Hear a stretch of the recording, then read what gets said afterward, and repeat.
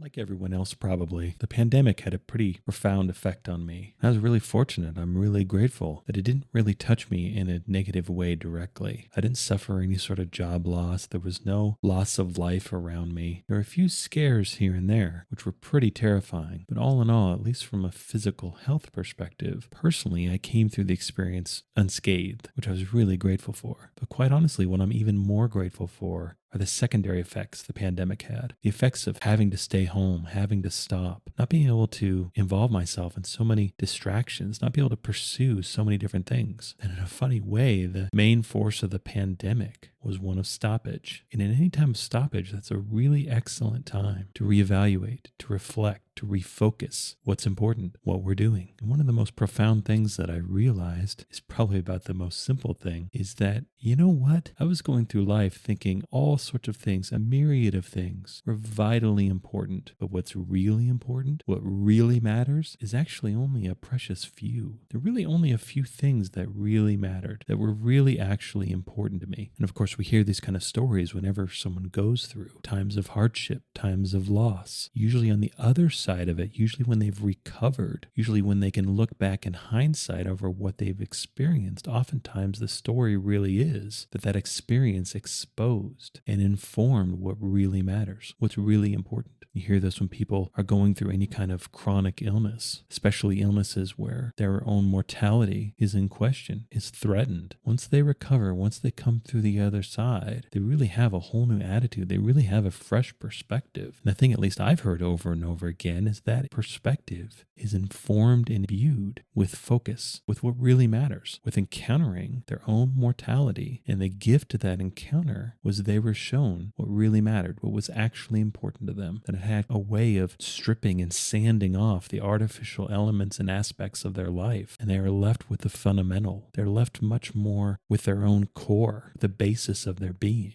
And often realizing the things they'd been striving after, the things they'd been pursuing, weren't really that worthwhile, really that meaningful, that it's so easy. It is so easy living a life in our modern societies to have our attention and our focus fractured 1,000 different ways. Every day there's 1,000 different things clamoring for our attention, and the next day there'll be 1,000 more. It's almost like our society is built up on the economy of distraction, on trading and selling distraction with one another. We are the ones choosing this. We're the ones choosing distraction for all sorts of possible reasons. I think probably the most common is that we're really trying not to feel our feelings. We're really not trying to be too aware of our life, too aware of our experience, too aware of ourselves. And thus there are endless distractions available to take our attention away, to save ourselves the strain and the struggle, and perhaps the disappointment and despair of having to look at ourselves too closely, look at our lives too closely, that there are ample and willing opportunities to distract us from our own self-awareness, from our own connection with the truth of what our life is really like, what really matters to us, what we're really pursuing, what we're really getting, what our life experience is actually like. And oftentimes going through life that is heavily distracted or heavily fractured, it kind of runs in cycles. And we can find this playing out over and over and over again, of where we start out pursuing something and then we add on to it. Then we add something else and we want this also and that also. We want to try to do all the things. We want to try to be all of the things. We want to be successful in what we're doing. So we just throw whatever we can against the wall trying to see what sticks. And we go into life with a bit of a fire hose mentality of placing 1,000,000 tiny bets, hoping one of them actually pays off. But when we're doing too much, when our energy is that diffuse, that fractured, that unfocused, it can not only lead to a really confusing experience, but it can actually lead to an experience where we're not really getting much back. That energy creates energy, or energy reflects energy. And so if our energy is fractured in 1,000 different things, then we have 1,000 different drops of energy coming back to us, but it doesn't really seem to accumulate, doesn't really seem to accrete, doesn't really seem in the aggregate to amount to much. And going through the cycle, doing everything we can possibly think of, doing more and more and more, or distracting ourselves more and more and more, we get to a point where we just kind of spin out. We're exhausted, our system is taxed, we're not really getting anywhere. We've tried everything we can think of, and it doesn't really amount to much. We're not really making much progress. We're not really getting anywhere. It seems we're kind of walking in circles or repeating the same cycles where we find ourselves coming back to the same place over and over and over again. Well, for me anyway, when I found myself in these kinds of situations, one of the things I try to remember, bring myself back to, is the idea of focus, is the idea of keeping the main thing, because this feels far more. I feel like I can do more about a set of priorities that's pretty short. I feel like I can live a set of values when they're kept fairly few. There really is a power to focus, a power to putting my energy towards what really matters and often letting the things go that really don't.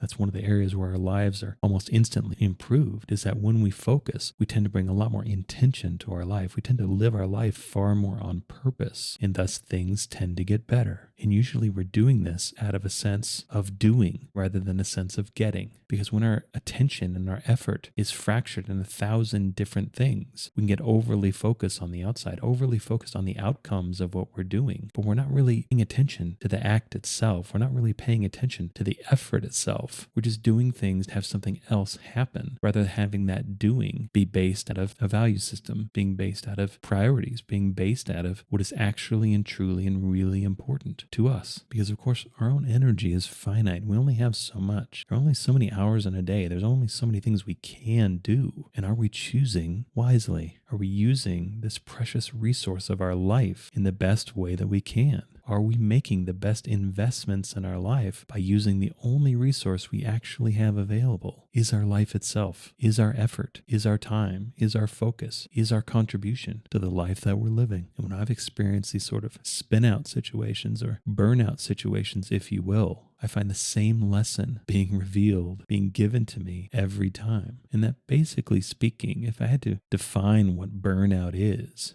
that burnout is a severe imbalance between the energy I'm expending and what I'm getting back, of where the juice truly isn't worth the squeeze, where I'm spending time and effort and energy and resources doing things that I don't really actually care all that much about, that I often don't even really want to be doing, but I'm trying to get something. But even when this works, even when I get what I want, I'm still doing things I don't. So there's a negating factor to that. It's almost like that achievement is partially, if not largely, canceled out because of the experience. Because life isn't lived through outcomes. Life is lived through living, through what we're doing right now, for what we've done in the past, for what we're going to do in the future. And the best life, at least in my opinion, is when our doing is informed and infused and motivated and inspired through what we actually want, what's actually important to us. That especially as we grow older, this is a critical aspect of self-awareness. What do we want? What matters to us? Really, truly, deeply, on a fundamental level, what do we really want? Because the answer to that question matters. The answer to that question is what's guiding our behavior on a daily basis, on a moment-to-moment basis. This really matters. That's my opinion anyway. The most accessible and important and vital doorway to greater awareness is found through self-awareness. That the more we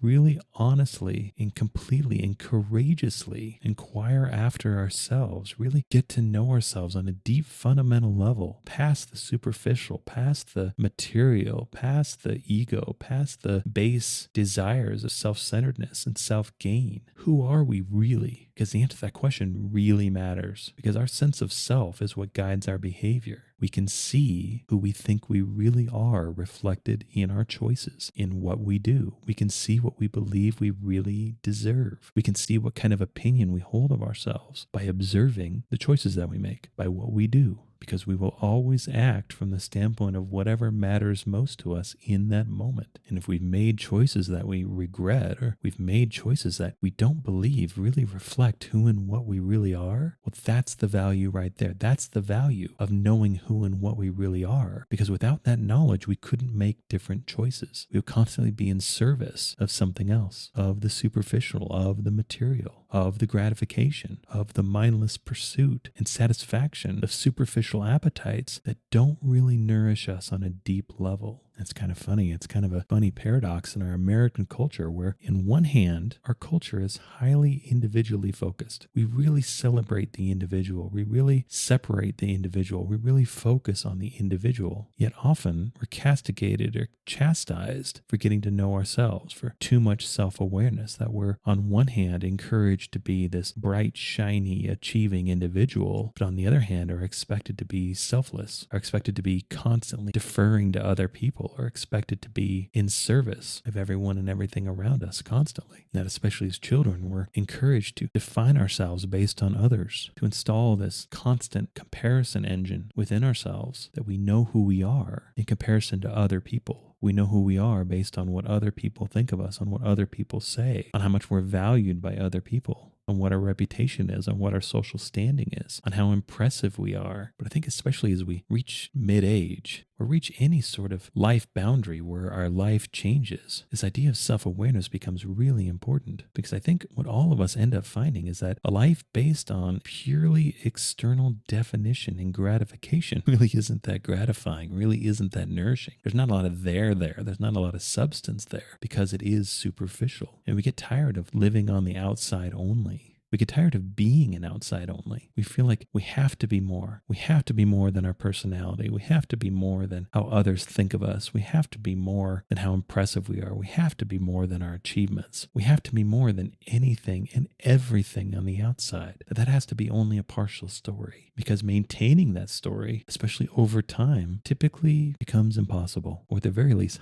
highly untenable, because we're going through life trying to maintain an external story only. We'll find ourselves frustrated because we can't. These are other people's opinions. These are other people's ideas of us. Sometimes these are made up ideas of our own of how we think we're being perceived that we actually have no idea. So not only is it impossible to constantly influence and control anyone else's opinion of us, a lot of times it's impossible to know if our assumptions, of our ideas of how we're being perceived are even correct, because we don't have access to other people's thoughts. We don't actually know completely 100% what anyone else thinks about anything. We can get an idea by what they tell us, by their facial expressions, by the interactions, by the evidence that we get, but we can never really know for sure. The only thing we can ever really know for sure is ourselves. And if we want to live a life that matters, simply put, we have to live a life that matters to us. No amount of anyone else's kudos or congratulations or celebrations will ever really matter as much as our own knowing that our life actually matters to us, that we're doing what's actually important to us, that we're expressing what's really true deep on the inside, that we're living and expressing our own soul drive and what we feel driven and motivated and energized and inspired from deep within us to live, to express, to be. And our life gets better, at least in my opinion, in my experience, when we make this our focus, when we focus on being and expressing who and what we really are, in doing what really matters to us. And oftentimes these ideas are pretty simple. Doesn't mean it's easy, because when we start focusing on what really matters to us, often it means we have to eschew and ignore or even go against what matters to others. And this can create conflict. But experiencing that conflict is worth it if it means we're being true to ourselves. That integrity, living a high integrity life, living a life that is true to us, matters, has a high worth, is worth it. And oftentimes we can find that we're not really getting what we want in our life because we're not actually focused on what we want. That life can be so hectic and so complicated, and we can do so many things. We can kind of lose the thread. We can kind of lose the plot of our own story and be putting effort and time and energy and resources into things we don't actually want to do and don't really value that much anyway. And then we wonder, well, why doesn't my life really feel that good? Why is this life experience not really that great? Well, often it's because we're not actually putting effort towards what matters. We're doing what we think we should do rather than what we actually want to do, what we want to do on a deep, fundamental soul level. What our soul is driving us, is beckoning us, is calling us to do and be. How the more idealized version of ourselves is calling us forward, wanting us to be more, wanting us to be better, wanting us to be a more full and true representation and expression of who and what we really are. And so if life has lost a sense of purpose, a sense of meaning, it feels just kind of empty and shallow, then it's important to ask ourselves, are we doing what we really want? Are we telling the truth? Are we living the truth of who and what we really are, of what really matters to us? Have we figured out what the most important things to us are really? And once we figure this out, have we made this our focus? Have we kept these things the main thing? Because typically, at least it's been my experience, that the most success I've ever achieved were when two things were present. One, I was connected with something that really mattered to me, that I really wanted to do, that I thought was really important. And two, I was focused. I wasn't trying to do 8 million different things. I wasn't trying to place as many bets as possible. I was focused on what was actually important. And I let the behavior, the choices flow out of that. I wasn't just trying to do as many things as possible, hoping they might give me what I want, hoping they might be meaningful. They could be what I'm looking for. Instead, I brought my focus back within and kept it on what I really wanted, what really mattered, what my priorities really were, what is really important to me. That I made my focus far more on my effort and keeping my effort in tune with my values than the outcomes that I was achieving. I focused my effort far more on the doing than on the getting, than on the achieving, than on the rewards and the outcomes of my effort. That I recalled my focus from being fractured and spread to 1,000 different things outside of me. And I brought my focus back within. I kept it grounded on what really matters, what's really meaningful, what's actually important. And when I keep my focus on what's actually important, what's actually meaningful, I tend to get more meaning back. And again, it's so simple. It sounds kind of stupid, but we tend to get what we want when we actually try to get what we want. We're not going into life with this indirect idea of where we're going to do all sorts of these different things. And then somehow, some way, we're not really sure we're going to get what we want eventually. Well, why not just go for what we want? Create a direct connection with our own life that originates and runs through what actually matters, what's actually meaningful. Make the soul drive of our life our soul's drive. Really get in touch with our own self-awareness of what really matters to us, what we really actually want deep on the inside, and make that our focus. Apply our energy and our drive to that. Because oftentimes when we do that, it makes our life far much more clear because it gets a lot more general. If our focus is on feeling good, if our focus is on service, if our focus is just on being a good person, being a helpful person, being a kind person, being a generous person, being a giving person, those ideas are infinitely versus if our focus is purely on outcomes. We want to make a certain amount of money. We want to be seen a certain way. We want to achieve a certain level of fame or notoriety or importance. We want to have a certain job title. We want to see a certain number when we step on the scale. Whatever it is, those things are way more specific.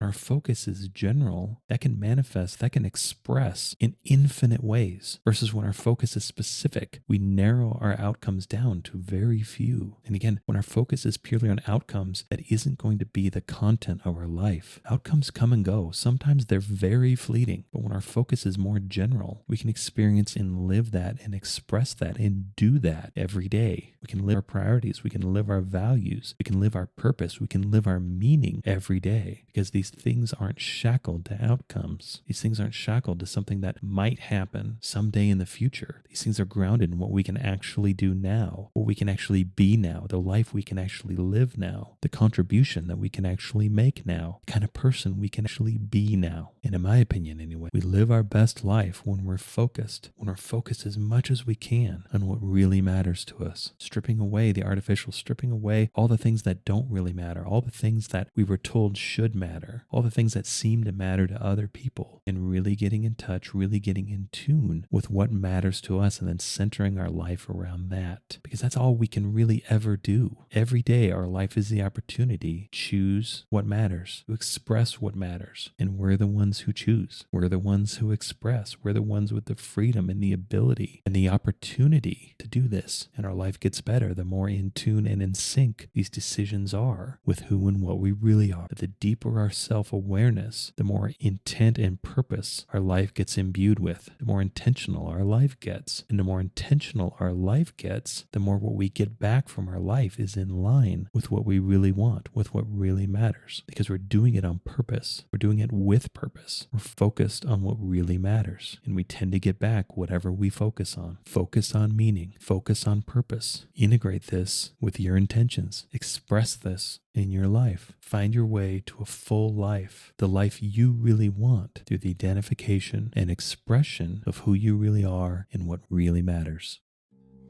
I hope you enjoyed this episode. All episodes are given freely. If you feel inspired to give, please visit theunionpath.com/donate. If you have a question, you can contact me at theunionpath@gmail.com. Take care and all the best.